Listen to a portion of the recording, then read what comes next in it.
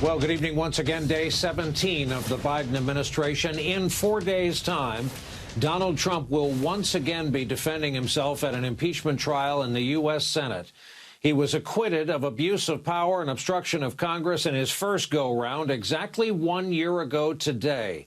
His place in the history book of impeachment was already secure, but this solidifies his unique low point in American history. Now Trump's charged with incitement to insurrection stemming from the riot on Capitol Hill a month ago. Tonight, in an interview with CBS News, the president is speaking out about Trump's behavior, whether he should get intelligence briefings, whether he would vote to impeach if he were still in the Senate. I ran like hell to defeat him because I thought he was unfit to be president. I've watched what everybody else watched, what happened when that crew invaded the United States Congress. But I'm not in the Senate now. I'll let the Senate make that decision. Should former President Trump still receive intelligence briefings? I think not. Why not? Because of his erratic behavior unrelated to the insurrection. What's your worst fear if he continues to get these intelligence briefings? I'd rather not speculate out loud. I just think that there is no need for him to have that intelligence briefing. What value is giving him an intelligence briefing? What impact does he have at all, other than the fact he might slip and say something? Tonight, the latest reporting from the New York Times says Trump's defense lawyers, Bruce Castor and David Schoen, have, quote, worked feverishly on Friday to get up to speed on the case and prepare for the trial. It adds that they had yet to learn anything about how the trial would operate, including its schedule, how much time the defense would have to present its arguments, and the rules for entering evidence. I'm in shock we're starting Tuesday and we have no agreement for how any resolutions will be put forward, Mr. Schoen said in a telephone interview. We have no rules, no agenda, no time frame. There is no possible way this is consistent with due process. Politico reports that Trump allies are concerned about the public relations blowback from the trial as Democrats lay out the events of January 6 methodically. Quote, some of his most ardent supporters fear the trial could further damage his reputation. The Democrats have a very emotional and compelling case, said former White House chief strategist Steve Bannon. They're going to try to convict him in the eyes of the American people and smear him forever. Though, of course, that ship may have already sailed. As all of this unfolds, Joe Biden today took his first flight as president on Air Force One. In this case, the smaller version, the 757 version of the aircraft for the short flight over to Delaware. President is refusing to back down amid opposition from Republicans who want to shrink his nearly $2 trillion relief bill. He said his strongest message yet that he's willing to move forward on his economic relief plan without Republican support. Both the Senate and House have signed off on an initial version of a budget plan that would begin turning Biden's proposal into real legislation. Speaker Pelosi and the House Democrats met with Biden today. She says she wants the House to pass its version of Biden's plan within a couple of weeks. The economy remains anemic after nearly a year of this pandemic. Just 49,000 jobs were added to our economy in January. We're still down 10 million, give or take, something Biden took note of today. It's very clear our economy is still in trouble. I'm going to act fast. I'd like to be doing it with the support of Republicans. If I have to choose between getting help right now to Americans who are hurting so badly and getting bogged down in a lengthy negotiation, or compromising on a bill that's up to the crisis, that's an easy choice. What Republicans have proposed is either to do nothing or not enough. The president said today he won't budge on the idea of $1,400 stimulus checks, but tonight he signaled his proposal to raise the minimum wage to $15 may not, in fact, be part of the final bill. I am prepared, as President of the United States, on a separate negotiation on minimum wage. But that may not be in your American Rescue Plan. No, I put it in, but I don't think it's going to survive. Meanwhile, the administration is stepping up its effort to get more Americans vaccinated. Today, Yankee Stadium officially opened as a mass vaccination site in New York. President has signed off on a series of initiatives to use the Defense Production Act while invoking FEMA and the U.S. military in stepping up vaccinations. Pentagon sending over 1,000 troops to various sites across the country. Today, the CDC director said the U.S. is beginning to see a decrease in cases since the post-Christmas peak on January 8, even though numbers remain dangerously high. We now know the full toll of this pandemic, but you may recall what journalist Bob Woodward wrote, that there were early signs back in 2020 when Trump's national security advisor told the president way back on January 28th, over a year ago now, quote, "This will be the biggest national security threat you face in your presidency. This is going to be the roughest thing you face." Well, meanwhile, this is what the public heard. We're working very strongly with China on the coronavirus. That's a new thing that a lot of people are talking about. We only have 5 people. Hopefully everything's going to be great. I want to emphasize that the risk to the American public currently is low. You have an experienced, first-class, the world's best public health care system, infrastructure, and professionals looking out for you. My administration will take all necessary steps to safeguard our citizens from this threat. And we all saw how that went. On February 5th, 2020, 1 year ago today, Democratic Senator Chris Murphy of Connecticut sent this out on social media, expressing his concerns, quote, "Just left the administration briefing on coronavirus. Bottom line, they aren't taking this seriously enough. Notably, no request for any emergency funding, which is a big mistake." On February 7th, Trump revealed to Bob Woodward that he knew just how lethal this virus was. It goes through air, Bob. That's always tougher than the touch. You know, the touch, you don't have to touch things, right? But the air, you just breathe the air. That's how it's passed. It's also more deadly than your strenuous flus. This is deadly stuff. With that, let's bring in our leadoff guests on this Friday night. A familiar face to us around here, NBC News veteran Alexandra Jaffe. She is these days a political reporter for the Associated Press. Jason Johnson, campaign veteran and journalist, contributor over at the Griot and a professor of politics at Morgan State University. And Dr. Kavita Patel, clinical physician, former senior policy aide during the Obama administration. She's now a non-resident fellow over at Brookings and is among our medical contributors. Well, good evening and welcome to you all. Special welcome to you, Alexandra, and I'd like to begin with you. As we all know, impeachment could not come at a busier time for this brand new administration. And here comes the cliche-riddled question to you about whether or not the Biden White House can walk and chew gum at the same time. Absolutely. It's the question they've received for the past, month, even before Biden came into the White House, and they have repeatedly insisted that they can. And there's every indication that they can. Biden has a packed week next week. He's heading to the NIH on Thursday, the Defense Department to meet with the Secretary of Defense on Tuesday, and a vaccination center on Monday. And while that's happening, his legislative agenda is moving forward on Capitol Hill, even as half of the day is going to be spent on this impeachment trial. The House is working on markups of the COVID-19 bill. Senators are already talking about amendments to that bill. So despite the fact that much of the nation will be focused on impeachment, and of course, the news cycle is going to be dominated by impeachment, Joe Biden and Democrats on Capitol Hill are working to move his agenda forward.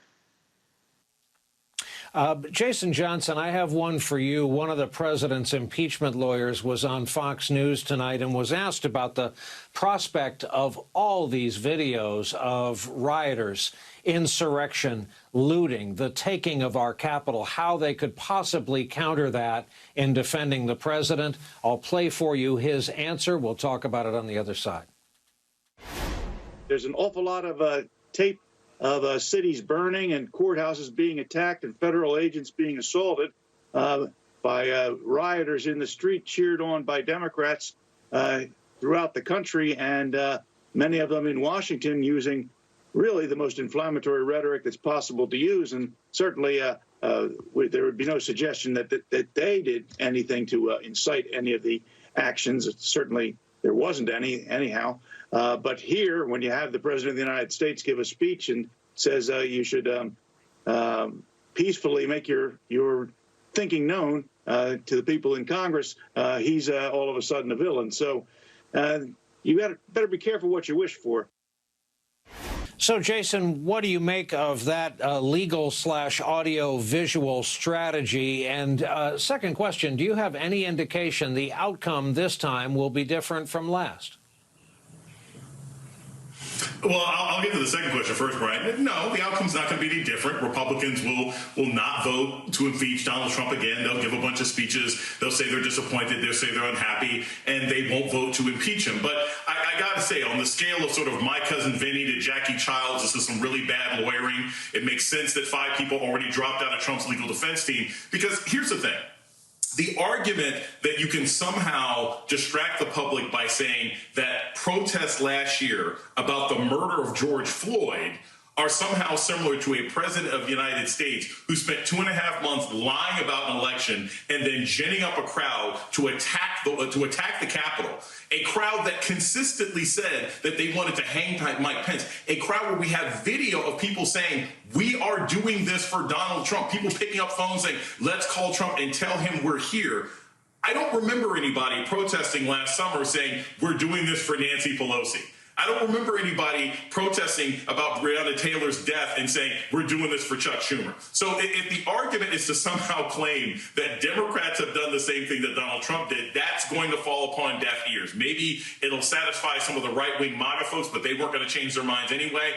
There is no chance that anybody's mind is going to be changed to defend Donald Trump based on the defense that his lawyer was laying out tonight. Doctor, please take us into the territory of what is still an uncontrolled pandemic officially. I read today that if this current pace of vaccination continues, it'll take us 7 years to get where we want to get. But if I asked you to give us a positive report on the effort to stop the spread, could you? Yeah, Brian, actually, there are some glimmers of hope. You're right. We do need to accelerate vaccinations. But to give some context, yesterday, we did about 10 times as many vaccinations in a 24-hour period as there were coronavirus cases. So there still are too many new cases of coronavirus, but they're coming down, as you mentioned. And then we're getting better and better news from manufacturers. Johnson & Johnson filed for an emergency authorization yesterday. Looks very likely that they will receive FDA authorization in the next week or so. And that will give us, Brian, an incredible number of one-dose shots that are highly effective and can be an incredible kind of tailwind for this vaccination. And then on the heels of that, we are looking at probably getting even more promising data from Novavax and other manufacturers behind that. So you're correct. On the current path, it would take us a long time, but we're about to see through new manufacturing, as well as what the president is invoking from the Defense Production Act, some real ability to get to that precious herd immunity sooner than we think. Alexandra, I know in your job you get to write the first draft of history, especially at the Associated Press. I also know you know recent political history, so that's how I'll load up this question. What's the downside of President Biden getting this relief package with not a single Republican vote? It has been done. Well, the risk is that he poisons the well for future legislative negotiations with Republicans, which we've already heard Republicans warn, if you push this through without any bipartisan support, then the rest of your agenda may be dead on arrival. And Biden has laid out a pretty ambitious agenda. After this COVID aid package, we're likely to go into an infrastructure package. He wants to get work done on climate change, on health care. And so it makes things that much tougher if Republicans say, you know what, you weren't negotiating in good faith from the start. It also raises some questions about his brand. Joe Biden has built a political brand over decades as a deal maker and a person who genuinely believes in bipartisanship. That's how he came to be known as vice president. That's how he was known during his time in the Senate. And that's how he ran his campaign. Even on Inauguration Day, he promised to unify the country and to work across the aisle. And so I think some voters that were won over by that pitch may be wondering if, this is the president that they hoped it would be, and maybe wondering if he's broken some of those promises. So there could be political ramifications if he pushes things through unilaterally. That said, it's worth noting, this package has widespread support. We've seen polls showing that Americans overwhelmingly support it. So the political optics for pushing through a plan that Americans both support and clearly need are pretty positive for him at this point, and it may insulate him from any political fallout. Jason, you're going to think you are the lucky recipient of the Video Daily Double, but I got another one for you. This is MTG from today. We'll discuss on the other side. I'm fine with being kicked off of my committees because it'd be a waste of my time. Now I have a lot of free time on my hands, which means I can talk to a whole lot more people all over this country, and I can talk to more people and make connections and build a huge amount of support. I'm going to be holding the Republican Party accountable and pushing them to the right. So, Jason, for bringing home the bacon to her congressional district, when you take away committee assignments, there goes the bacon. So not so much on running for the folks back home, but fundraising, yes. Building her own personal stardom, yes. Do you think Kevin McCarthy views this as a problem or kind of a secret asset? McCarthy probably thinks it's a secret asset, but we got to look at the history of this. The history of this is Sarah Palin. It becomes a self-aggrandizing thing for that individual that doesn't really manifest and improve votes. Marjorie Taylor Greene is not going to flip anybody's seat in 2022. Marjorie Taylor Greene is going to raise a lot of money for herself. But whether or not she becomes something beneficial to the Republican Party, I don't think that's going to happen. Look, her anti-Semitic, her racist comments, the fact that she can't bring anything home to her constituency, the fact that she was threatening Cori Bush, the fact that she refused to apologize for anything that she did, the fact that she is mainstream QAnon, which is basically a white nationalist death cult, none of those things are going to be beneficial. And if the Republicans had even a lick of common sense, what they would be thinking about is for all the years that they tried to demonize Nancy Pelosi and all the years that they tried to demonize AOC and Ilhan Omar and the squad and everything else like that, that's what's going to happen to them with Marjorie Taylor Greene. If they let her go running around the country with free time, idle time, so the plaything is the devil, if they let her run around the country, every single person she touches, she's going to affect. Not just with COVID, because she won't wear a mask, but she's going to affect them with the QAnon stink, which is not what Republicans want to be running against in 2022. But McCarthy can't seem to control his own caucus, so he's going to let her run wild. Doctor, let's take what Jason just said as a segue and talk about not wearing masks. The state of Iowa, back to your bailiwick, is ready to go back to the old days, lifting restrictions, lifting public occupancy rules, lifting mask requirements, gathering limits, as the Des Moines Register puts it today. We're going to sound like a scold if we say, isn't that the fastest way to fill up emergency rooms and perhaps even force another lockdown? Yeah, Brian, I mean, this is now so clearly been demonstrated countless times, from the Republican convention to rallies to grocery stores in Florida, where they actively are proud of not wearing masks, that doing all of this is exactly the formula for overwhelming your healthcare system, for denying care for all other medical conditions because you're tying up your health system with COVID cases, and furthermore, infecting and killing people. So it really is, I have gotten to the point where that type of action really should be held accountable in a court of law. These are actions that are absolutely going to lead to deaths and hospitalizations and cases, and who knows what kind of chronic symptoms, Brian. So this is the kind of political posturing that is getting the American public nowhere but further down. And so I hope that this gets put to, I truly hope that people come to their senses, not just in Iowa, but around the country, where they're using this as a badge of honor to show kind of this individualism, when the true individualism, Brian, is to take this seriously and realize your actions can affect people exponentially. That's actually the definition of viral spread. We are much obliged to our big three for finishing the week with us and starting off our Friday broadcast. Alexandra Jaffe, Jason Johnson, Dr. Kavita Patel. Greatly appreciated. Thank you all.